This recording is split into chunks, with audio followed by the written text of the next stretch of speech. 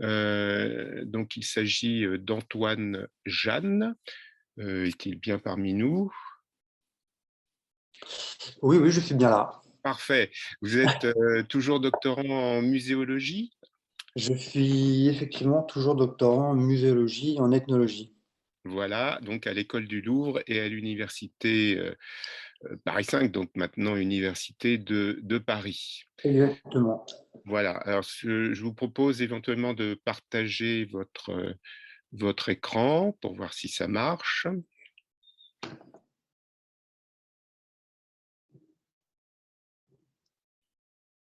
Alors, est-ce Ah, que vous avez accès à vous mon voyez, PowerPoint? oui, voilà, effacer mon visage et c'est bon. Donc voilà, le titre, vous allez le lire par vous-même et vous avez donc une quinzaine de minutes. Très bien. Je vous remercie d'assister à ma présentation, qui s'intitule Prédaté et trophéisé, quand le chasseur se fait collecteur, collectionneur et conservateur. Donc, pour reprendre les termes du congrès qui nous réunit, et réfléchir à ces notions ensemble, avec une particularité, c'est que je vais parler d'une typologie de collection différente, à savoir des trophées de chasse, donc des animaux. Donc c'est une réflexion qui trouve sa genèse donc dans mon travail de thèse, dont le titre du manuscrit est Un casse-noix en corne de biche, ou l'art d'accommoder les restes cinégétiques. Donc c'est un travail d'anthropomuséologie du trophée de chasse dans lequel j'étudie les biographies des trophées, les trajectoires patrimoniales donc, des animaux chassés et leur représentation muséale et également le regard qu'on leur porte. Donc, je questionne un peu la valeur du regard. Donc, un regard un petit peu changeant et ambivalent, où là, la citation que vous avez en haut, c'est celle qui était sur ma proposition de communication. Donc, avec d'un côté, bon, c'est exprès très, très clivant ce que je vous propose, mais d'un côté, vous avez l'effroi ou le dégoût que peut susciter ce genre d'objet de la part des proches de chasseurs, des néophytes, voire des anti-chasses. Et à contrario, l'amour, la passion que peuvent susciter ces objets chez les chasseurs. Et si je puis dire, en fin de parcours patrimonial, toutes les réflexions muséographiques et patrimoniales que ça peut susciter chez les conservateurs, donc qui sont responsables de ce type de collection. Donc je démarre ma présentation. Donc le paradigme de la collecte muséale, a fortiori ethnographique et naturaliste, s'apparente au paradigme synégétique. Donc ce sera mon postulat. Le musée est un prédateur qui légitime la chasse pour collecter, collectionner et conserver les patrimoines en vue de les étudier et les exposer. Donc désormais, cette collecte se veut plus éthique, plus scientifique, notamment à travers des politiques d'acquisition qui justifient l'achat, la fouille, le mécénat ou, le cas échéant, la préemption pour posséder des biens patrimoniaux. Pardon. Néanmoins, la prédation accompagne les gestes et les techniques de collecte jusqu'à la moitié du XXe siècle. Donc la chasse est d'abord à l'homme, de manière plus ou moins métaphorique, lorsque ces artefacts sont saisis, ces tombes pillées ou bien ces individus tués afin d'asseoir une autorité à la fois politique, coloniale, militaire et surtout ontologique. Au centre de cette démarche se trouve la science et le musée qui motivent la prédation par la recherche et l'exposition. Mais la chasse est également faite à l'animal, puisque les expéditions zoologiques qui visent à remplir les zoos et les muséums d'histoire naturelle sont menées sinon par, du moins avec des chasseurs. Dès lors, cela nous questionne sur la prédation pour appréhender les patrimoines, mais surtout pour les conserver, à l'instar du patrimoine faunique. En effet, comment concilier le paradoxe de la prédation avec la patrimonialisation du vivant? Par ailleurs, la chasse est également une activité qui accompagne le paradigme de la collecte, à l'image de la mission Dakar-Djibouti, durant laquelle la cynégétique, ou la chasse, est à la fois un passe-temps récréatif, une activité nourricière, ainsi qu'une technique de collecte, de collection et de conservation muséale. Ainsi, proposons-nous une réflexion sur ce triptyque à travers le prisme de la prédation. Donc pour ce faire, nous nous éloignerons un temps du musée afin d'étudier la quotidienneté et l'intimité d'un patrimoine collecté, collectionné et conservé par les chasseurs qui, in fine, s'inspirent du musée pour prélever, trophéiser et pérenniser l'animal.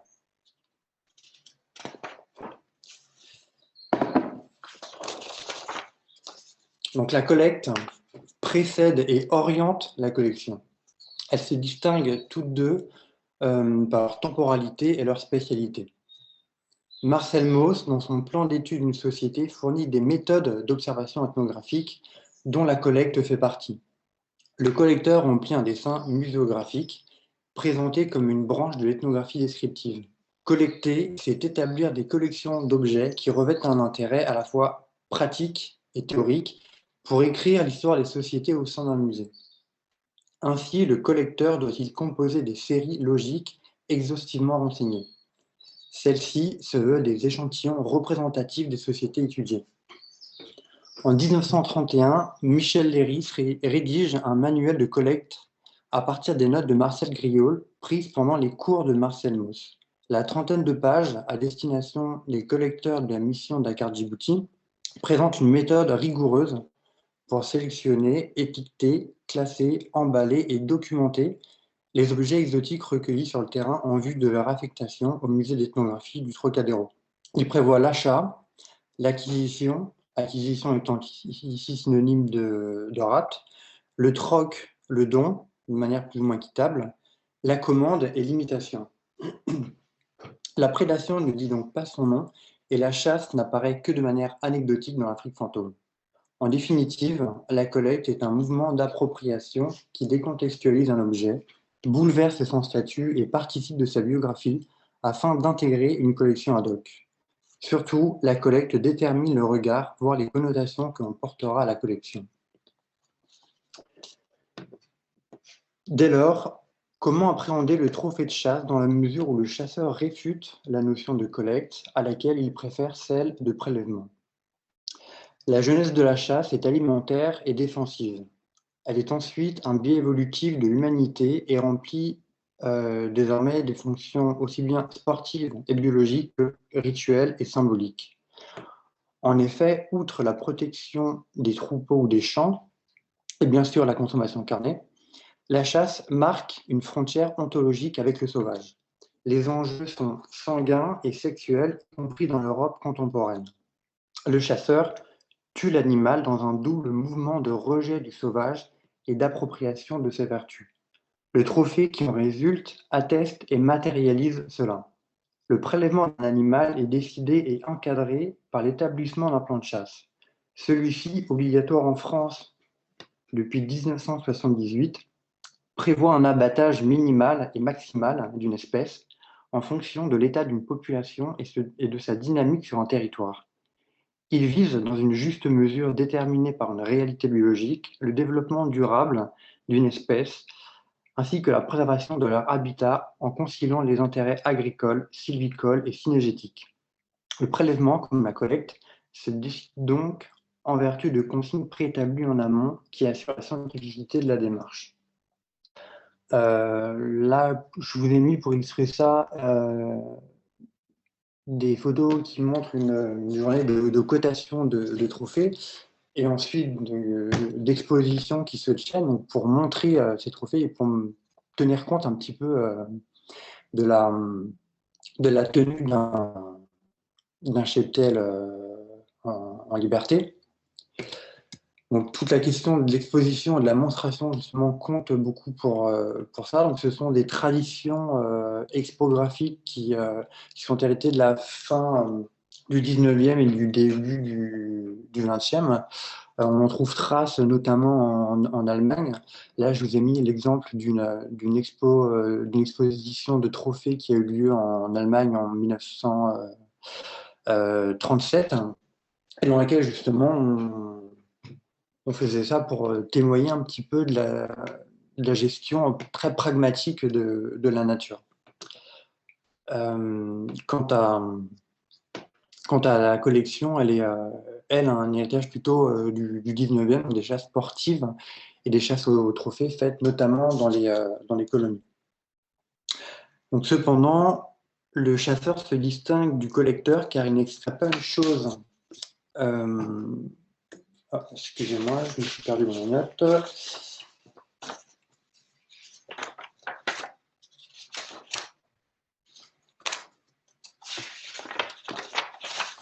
Donc, il n'extrait pas une chose de son milieu pour sa représentativité ex situ, mais davantage pour sa gestion, sa régulation et sa conservation in situ. Donc voilà, c'est ce qui correspond à ce que je vous disais là. L'animal est ainsi prélevé dans le respect de la règle des 3/3, donc un tiers de mâle, un tiers de femelle et un tiers de jeune, en éliminant les mauvais éléments afin de permettre aux meilleurs de se reproduire et en récoltant les trophées exceptionnels. J'insiste ici sur la notion de récolte, c'est le terme adéquat. Il y a donc l'idée d'obtention conséquemment à un labeur plutôt que d'extraction d'un élément à un ensemble global. En revanche, si le chasseur prélève un animal, il collecte bel et bien un trophée, car la méthodologie synégétique ne s'éloigne guère du champ lexical de la collecte, notamment parce que les trophées de chasse génèrent des collections. Donc, si le chasseur rejette l'idée de collecte, il en fait de même avec celle de collection. Le terme est d'ailleurs tabou dans le milieu synégétique où la notion renvoie inévitablement au viandard, donc l'image de ce chasseur assoiffé de sang qui tue plus que de raison, et à contrario, le chasseur qui ne possède pas de trophée passe potentiellement pour un tartarin ou un irrespectueux. Le trophée témoigne de ses qualités synégétiques et naturalistes. En avoir trop ou pas assez en dit long sur soi. D'ailleurs, une collection s'apparente à une émanation de la personne, à une totalisation des images de soi, car on se collectionne toujours soi-même, a fortiori chez le chasseur, qui s'identifie à l'animal en même temps qu'il s'en distingue. De ce fait, est-il possible que le chasseur soit un collectionneur qui s'ignore? En effet, le trophée semble être la concrétisation de l'acte synégétique le plus important qui soit, celui de la rencontre avec l'animal.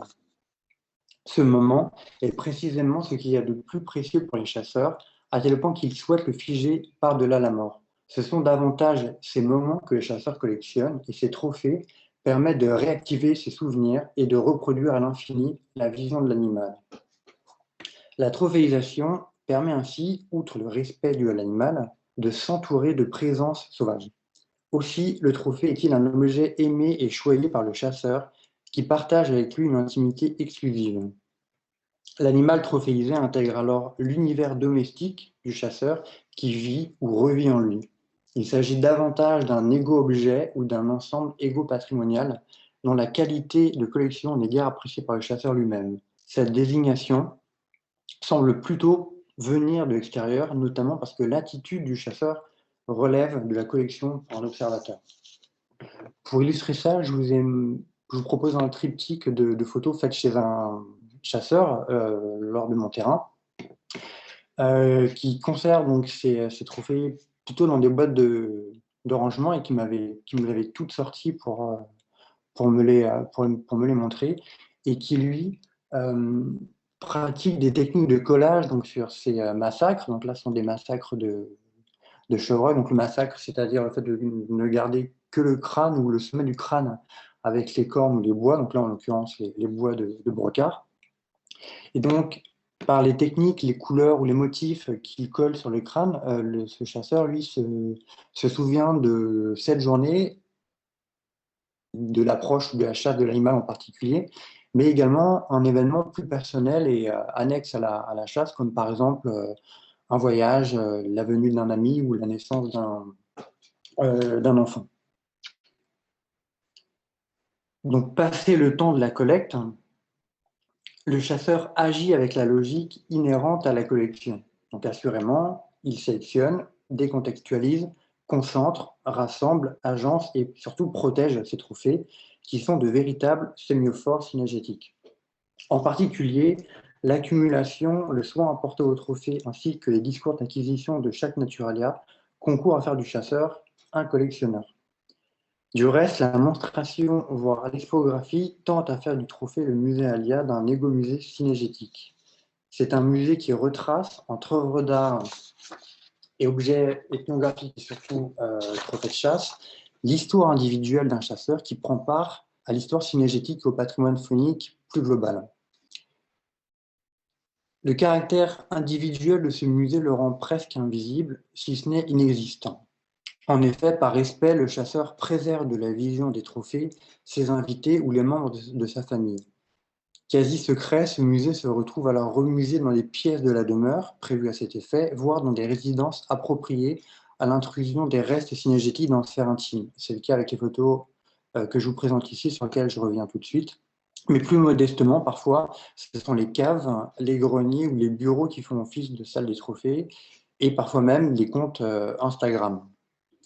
Outre le respect des sensibilités, le chasseur ménage surtout l'exhibition de ses trophées, car il convient de les lever dans un écrin protecteur, esthétisant et sensé. Aussi, le chasseur utilise-t-il des logiques d'accrochage muséal pour ses trophées, inspirés des musées, mais qui inspirent également les musées dans la représentation de la chasse, afin de narrer leur propre histoire synégétique. Donc, si le chasseur a bel et bien une collection, ce n'est pas pour autant qu'il est un collectionneur. La collection ne détermine d'ailleurs pas particulièrement le collectionneur. Le chasseur, lui, s'apparente davantage au dévot, tel un Saint-Hubert ou un adepte de Diane, pour lequel le trophée est un objet sacré, rituel, voire sacerdotal. Ainsi doit-il assurer la conservation de sa collection. Donc là, c'est le cas ici chez un chasseur que j'ai également pu rencontrer, qui possède un domaine entier dans lequel il met l'entièreté de ses trophées, mais sur lequel il ne vit pas à l'année, puisqu'il vit dans un hôtel particulier à Paris, et dans lequel il trouverait complètement incongru de faire entrer des trophées de chasse, tandis que dans cette demeure-là, l'espace est complètement dédié.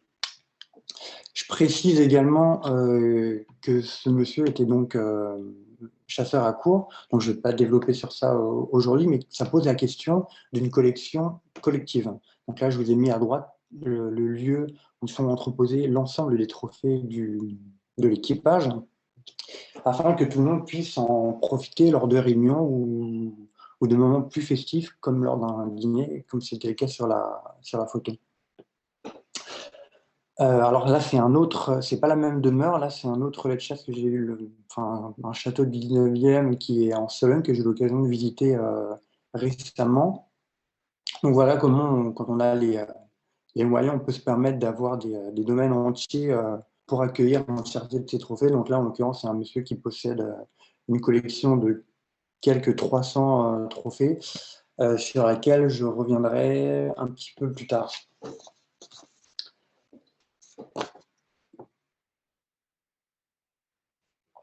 J'en viens donc à la conservation.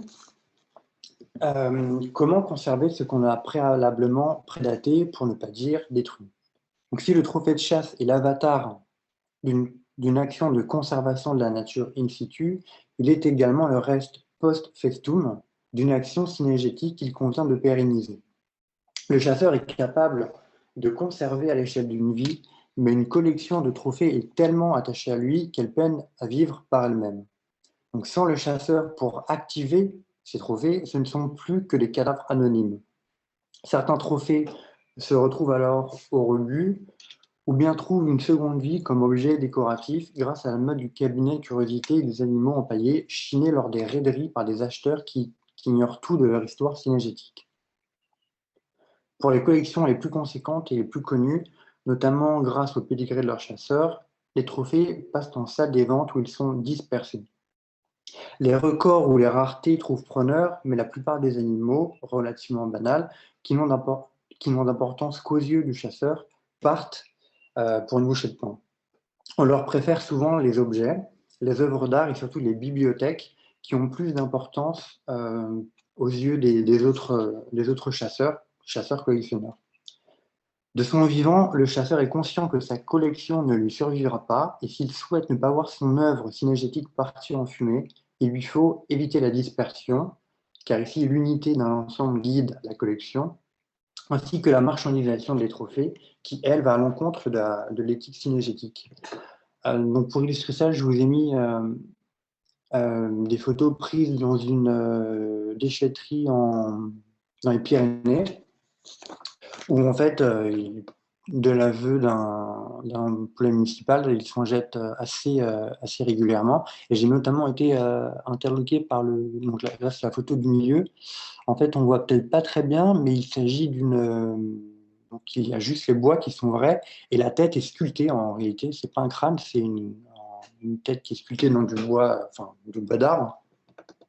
Donc c'est une tradition plutôt germanique ou d'Europe de l'Est. Donc c'est intéressant de questionner aussi comment soit cet objet est arrivé jusqu'ici, ou alors les traditions sont arrivées jusque-là. Voilà, ça, idem, c'est pour illustrer un petit peu ce que je disais sur les achats en brocante. Donc là, à gauche, c'est lors d'une brocante. Et comment ces objets peuvent ensuite être achetés pour décorer ou bien des intérieurs plus citadins, ou alors comme au milieu, un restaurant. Pour l'anecdote, la photo de droite, donc c'est mon bureau personnel, et le lisard que vous avez au mur là, c'est celui qui était dans cette déchetterie. Donc je n'ai pas récupéré directement, mais qui a été récupéré pour moi et qui m'a ensuite été offert. Donc ce petit clin d'œil qui m'intéresse justement par rapport aux pratiques de collecte des chercheurs eux-mêmes et de leur collection vis-à-vis de leur sujet de recherche. Et je précise évidemment que j'ai bien sûr jamais collecté les trophées des chasseurs que je rencontrais. Donc je reprends mon fil donc, sur la conservation. Donc là, c'est un document, une partie d'un document d'une commission des collections donc, qui émane des domaines des Rambouillet de Chambord. Vous reconnaissez certainement les logos, enfin les logos, les illustrations qui sont en haut à gauche. Où là, le terme, avec mon curseur, vous voyez peut-être, le terme de collection, là, apparaît. Donc, comme je disais tout à l'heure, le terme souvent provient de l'extérieur. Donc, il s'agit de cette collection-là, enfin, en tout cas d'une partie, qui, elle, a été donnée donc, directement par un chasseur donc, que j'ai pu rencontrer. Mais lors de mes investigations, notamment dans les archives muséales, je me suis rendu compte que c'était plutôt a posteriori des veuves de chasseurs qui soit respectaient les volontés lors des fins mariés, soit se débarrassaient de collections. Et aussi un petit peu cette idée de débarras. Là, en l'occurrence, je suis intéressé à ce chasseur qui, lui, en personne, avait mis en œuvre le don de ses trophées pour le musée. C'est donc le temps du don et de la muséalisation qui offre en retour le contre-don de la pérennisation d'une vie de chasse et la reconnaissance de leur trophéisation. Le chasseur décroche alors ses trophées et transfère sa collection au musée dont l'une des missions consiste précisément à conserver le patrimoine. Les trophées rejoignent une collection muséale et subissent de nouveau une décontextualisation et un changement de statut. Car les objets ont une biographie multiple, y compris au sein des musées, où ils servent un dessin muséographique évolutif qui dépasse désormais le chasseur. Le trophée représente une certaine charge, car il faut veiller à sa conservation préventive. Je pense notamment au montage en pot, ou avec les plumes qui peuvent se faire relativement attaquer, mais surtout l'intégrer à la visite tout en justifiant la volonté d'avoir tué et transformé en objet un être initialement doué de vie. Ils retrouvent in fine le musée qui a servi de modèle à leur accrochage domestique, qui en retour sert de modèle à leur muséographie. Le trophée est également artialisé ou utilisé comme du mobilier muséographique, traduisant ainsi l'encombrement que peut représenter une telle collection et surtout la porosité des typologies d'objets et des anthologies. Pour illustrer ça, je vous ai mis là tout à droite, vous avez une vue d'expo qui est au musée, enfin c'est une expo temporaire au musée de la chasse et de la nature, donc qui utilise des massacres et essentiellement des nus pour habiller et offrir un décorum pour cette expo. Tout à gauche, vous avez une vue d'une expo donc, qui est au muséum d'histoire naturelle de Genève. Donc, il présentait une expo sur la prédation, à la fois humaine et animale. Et pour illustrer ça, on reproduit l'intérieur du chasseur et on retrouve un petit peu ce cliché, cet archétype de la tête empaillée au-dessus de la cheminée. Et enfin, au milieu, vous avez une installation de l'artiste contemporain français Julien Salot. Donc là, c'est au château de Cadillac en 2017, je crois. Donc voilà, qui a entièrement entouré donc, deux cerfs au combat. Et pour l'histoire, cette scène, donc ces deux cerfs combattants, ont été prélevés dans le cadre d'un plan de chasse sur un domaine, donc au domaine de Belleval, qui dépend de la Fondation François Sommer, qui possède le musée de la chasse à Paris. Et ils ont servi initialement de modèle, si je puis dire, à une photographie, donc à la photographe américaine Kate Knorr, pour sa série Fable, donc qui reproduisait les combats d'animaux qui se faisaient à la cour. Paraît-il que c'était un divertissement très amusant. Donc elle a voulu reproduire ça. Et il se trouve désormais, c'est la photo que vous avez à droite, j'ai pu le retrouver, enfin retrouver c'est un bien grand mot, il n'était pas complètement perdu non plus, mais ces deux cerfs sont toujours en position de combat, donc dans le coffre que vous avez là. Ils se font toujours face, à ceci près qu'on leur a retiré leur bois, donc ce qui est symboliquement assez intéressant, voire violent, quand on sait que les chasseurs, en tout cas, ont tendance à dire que les cerfs se cachent de honte dans les bois à partir du moment où ils perdent leur âme. L'autre illustration, je vous parlais de musée-maison. Donc la muséographie dite du musée-maison, c'est aussi une récurrence dans les musées de chasse.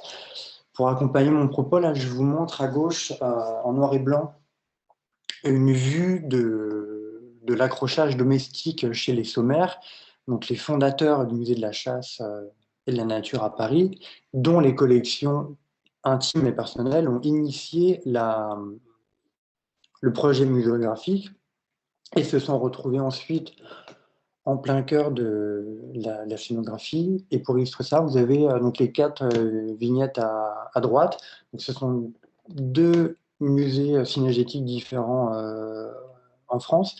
Et je ne sais pas si c'est bien visible, peut-être que je peux zoomer, je ne sais pas si c'est... Ouais, c'est pas très propre. La photo en bas à droite, on reproduit, on mime la maison jusqu'à mettre du bois dans la cheminée pour montrer qu'il y a une vie. Et donc, on pourrait tenter au maximum de réactiver les trophées, comme je disais tout à l'heure.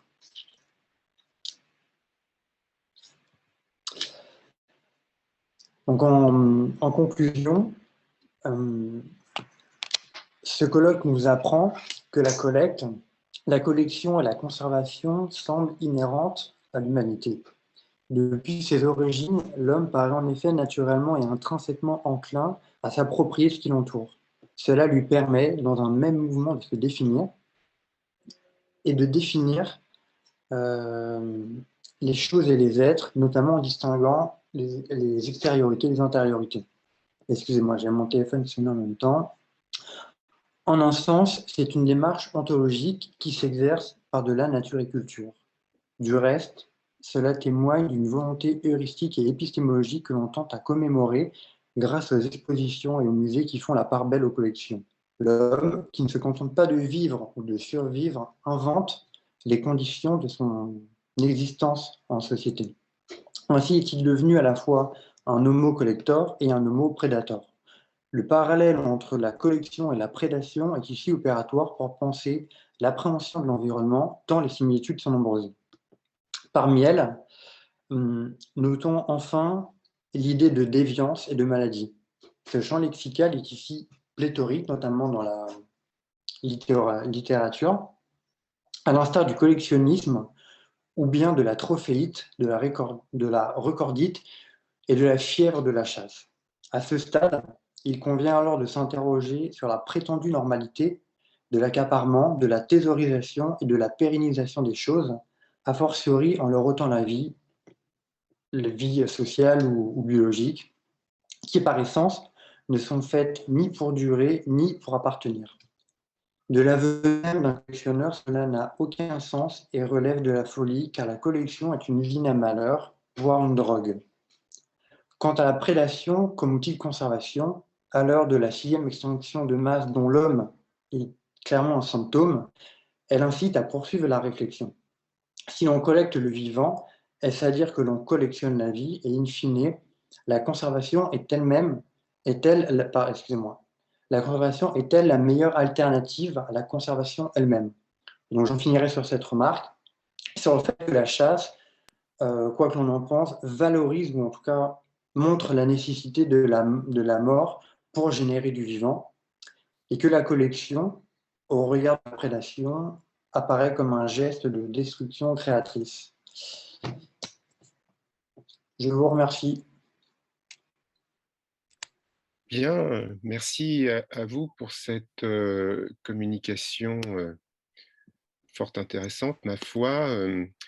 J'imagine qu'il va y avoir des questions, mais je voulais vous montrer un document que j'ai retrouvé dans mes archives.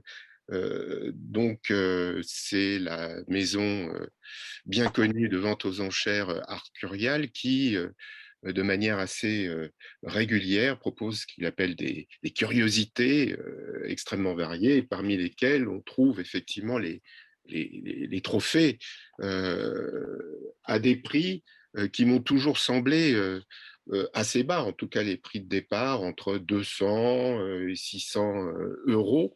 Et donc, je me permets une question, parce que je suis totalement naïf sur ce sujet. Quel est le type de public le type d'acheteur plutôt pour ce type de trophée? Est-ce que vous avez étudié ces questions ou est-ce que des collègues se sont penchés sur cette marchandisation, on va dire, des trophées, que ce soit des têtes de cap ou des massacres comme vous les avez évoqués? Alors, je vous remercie pour cette question. Elle est très, très intéressante parce qu'elle témoigne effectivement du statut de ces objets. La question de la salle des ventes, justement, souvent, c'est vrai qu'on va plutôt parler de curiosité naturelle, de naturalia, etc. Et on va un petit peu éliminer le côté trophée, chasse, énergétique, etc. Bien que des salles des ventes soient spécialisées ou des commissaires-priseurs soient spécialisés là-dedans. Et comme je vous disais, les acheteurs seront plutôt des gens qui vont vouloir prendre des objets pour faire de la décoration. Donc, tout ce qui sera banal ou commun, je pense notamment aux cervidés des forêts européennes, ça partira pour une bouchée de pain. En revanche, les animaux plus exotiques, voire rares, soumis à un contrôle éthique, etc., eux vont plutôt partir donc, pour les sommes plus rondelettes. Et éventuellement, on va être préempté par des musées. Mhm. Et ce qui va faire la différence éventuellement de prix, ça va être, donc je parlais du pédigré du chasseur, mais éventuellement et surtout celui du taxidermiste. Si la naturalisation est ancienne et a été faite par quelqu'un de très connu, très talentueux, ça peut faire grimper. Mais pour avoir suivi un petit peu des ventes comme ça, des dispersions de grandes figures, des grands noms de la chasse, souvent les trophées sont vraiment achetés par des personnes qui veulent un objet de curiosité ou un objet d'histoire naturelle. Et les chasseurs, qu'ils soient collectionneurs ou alors qu'ils connaissaient le chasseur en question, eux vont plutôt s'intéresser aux œuvres d'art, aux objets. Et je parlais des bibliothèques, là c'est aussi quelque chose qui me fascinait, c'est que les livres, y compris dans des formats de poche accessibles encore dans le commerce, donc des choses qui ne sont absolument pas rares, elles vont justement pouvoir atteindre des prix un peu plus haut, ce qui m'a toujours fasciné. Donc j'ai pas tellement analysé ça, je pourrais pas vous donner plus d'explications, mais en tout cas, j'ai vu que les trophées, eux, étaient ce qui avait le moins de valeur. Après, si on part sur les animaux rares, disparus, ou des défenses d'éléphants, etc. Là, forcément, il y a un tarif qui est beaucoup plus haut du fait de la rareté et de certaines prohibitions.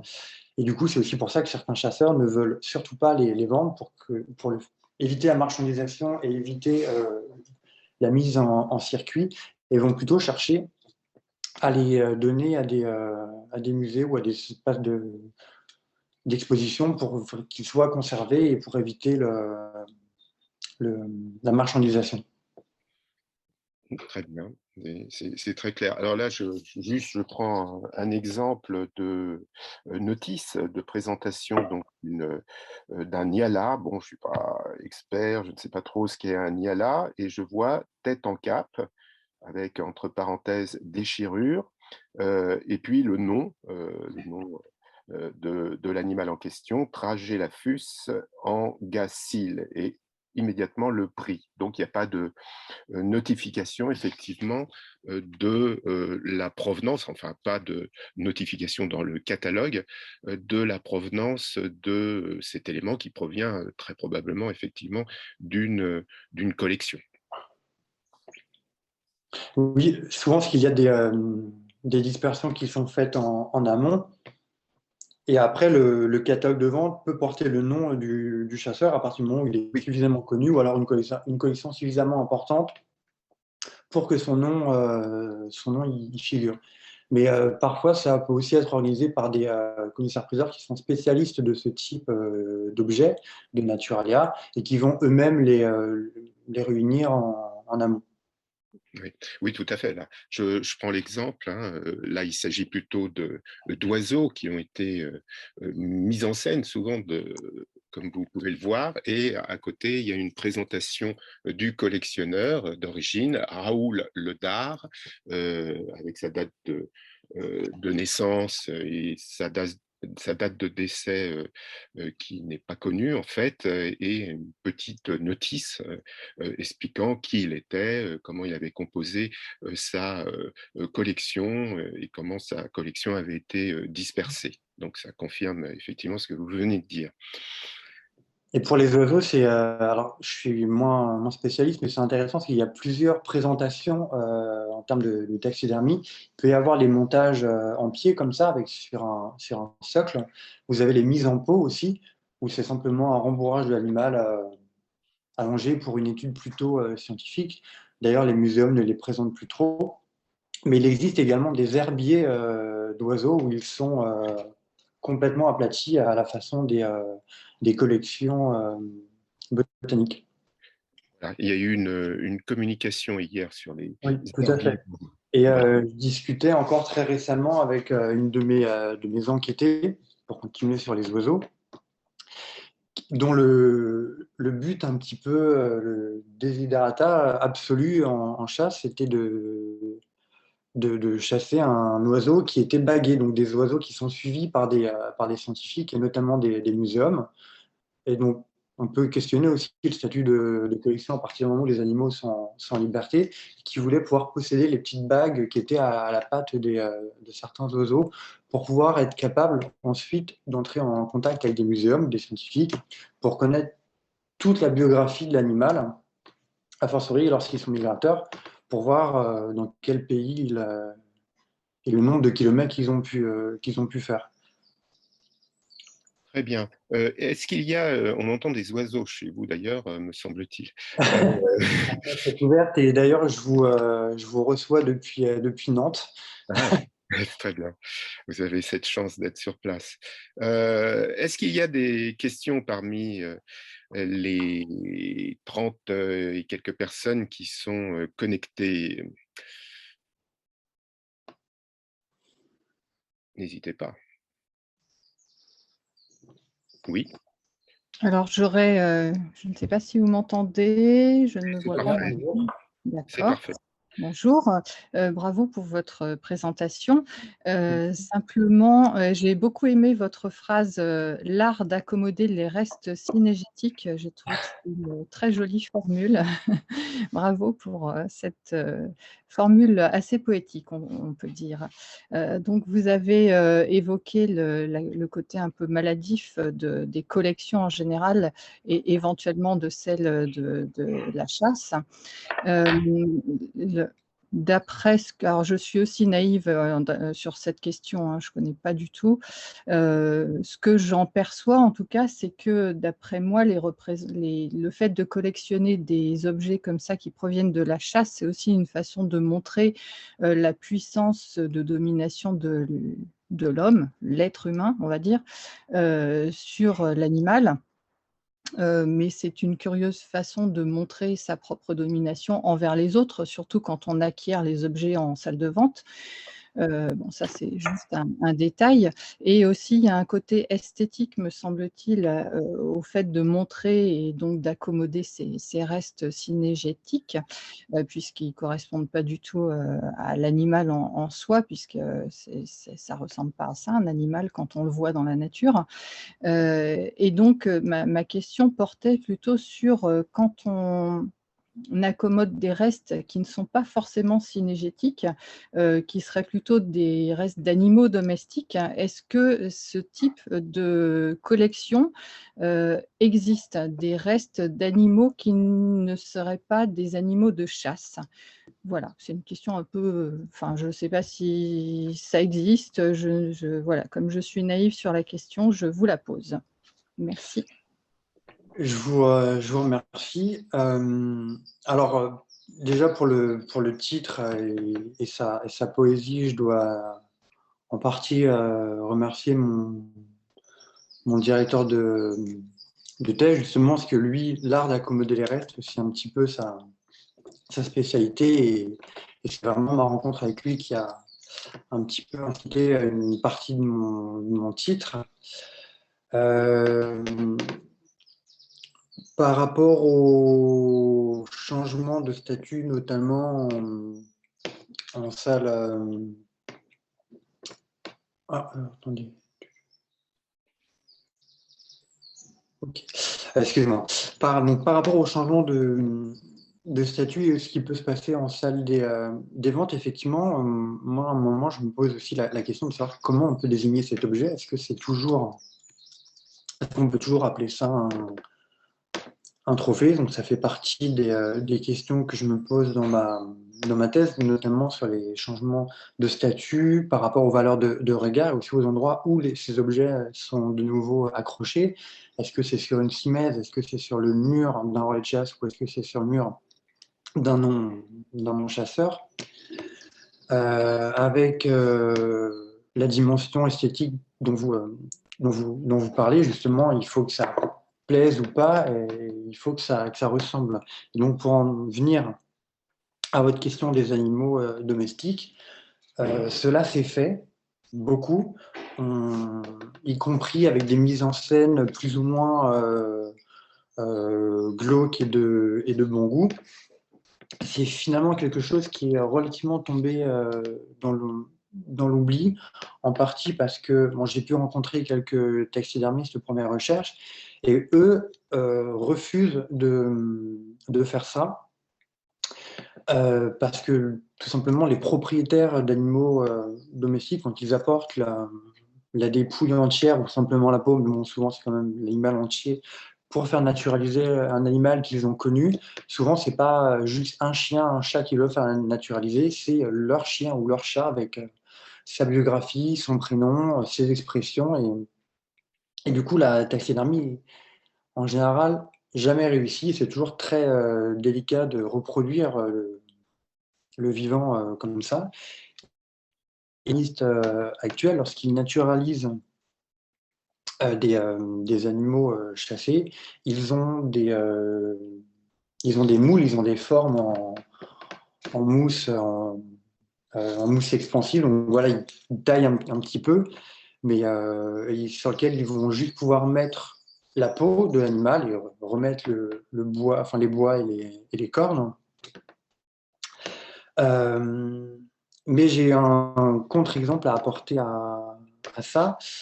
Vous avez le cas de, peut-être que vous vous en souvenez, de l'ours Cannelle qui a été abattu par un chasseur il y a quelques années. Je ne me rappelle plus, j'ai plus la date en tête. Et lorsque... Ah, excusez-moi.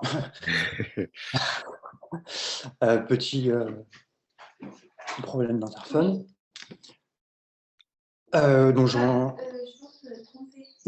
reviens donc à, excusez-moi, je reviens à l'ours Cannelle. Donc lorsqu'elle a été naturalisée en vue d'être exposée au muséum de Toulouse, il me semble, sont intervenus tout un tas de gardes forestiers, de gardes de chasse, etc., ou de scientifiques qui avaient connu, entre guillemets, qui avaient connu Cannelle pour l'avoir suivi et observé, plus ou moins de loin, et qui eux-mêmes disaient ah non, non, mais Cannelle, elle se tenait jamais comme ça, elle n'était pas comme ça, elle faisait ci, elle faisait cela.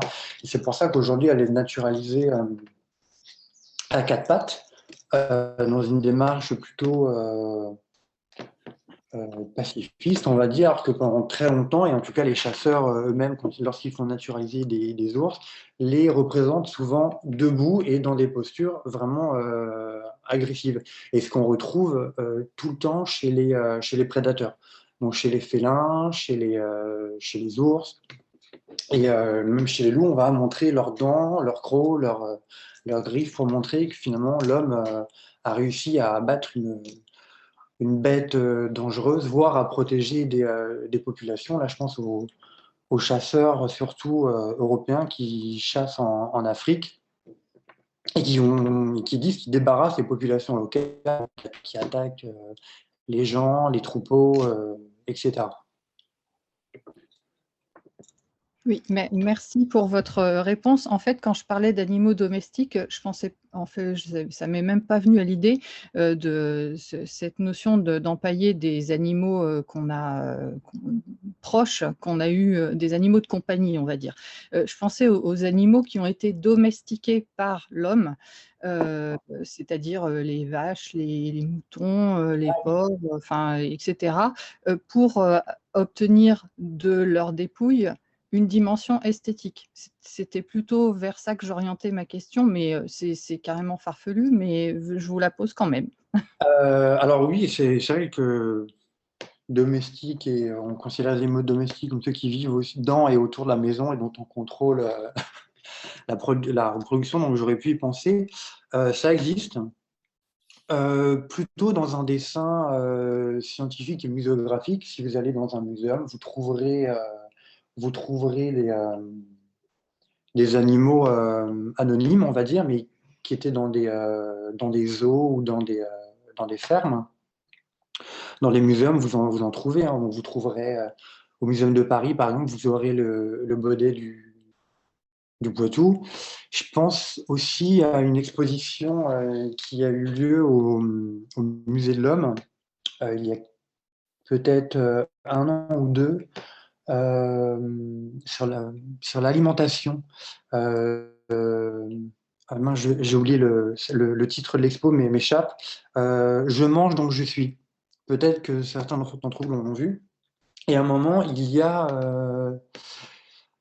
ah mince, je ne sais plus si l'animal auquel je pense était naturalisé en entier ou si c'était juste son trophée, mais en tout cas, on avait conservé une partie d'un bœuf qui avait été primé plusieurs fois au Salon de l'Agriculture et qui avait engendré toute une succession enfin toute une génération de- d'autres bovidés. Donc effectivement, ça se fait. Et c'est même un des accès particuliers pour les muséums maintenant, donc, qui se fournissent plutôt dans les zoos parce qu'on ne peut plus faire entrer des animaux issus de la nature. Et pour finir sur mon exemple là du bovidé, je sais que c'est aussi une pratique qui peut se faire dans la tauromachie, où certains taureaux, lorsqu'ils ont été vraiment nobles ou morts de manière élégante au combat, on va conserver. Alors là, il y a une distinction, je ne suis pas spécialiste de ça, je n'ai pas envie de dire n'importe quoi, mais il y a une distinction entre les crânes de taureaux qu'on va garder et qu'on va exposer à l'intérieur de la maison, et ceux qu'on va enterrer entiers, debout, en pleine terre. Mais je crois qu'il y en a un qu'on fait ça pour honorer, et l'autre, on fait ça plutôt pour montrer que ça a été un taureau particulièrement difficile et peu docile. Donc voilà, ça existe un petit peu avec des animaux domestiques qui proviennent d'élevage, de zoos ou de fermes. Plutôt pour illustrer aussi les animaux de la vie de la ferme, par exemple les basses-cours, enfin, dans des musées, en tout cas, vous trouvez ça, ou également dans des musées d'histoire locale ou des musées généralistes qui vont présenter la faune locale aussi. Merci beaucoup. Merci. Bien.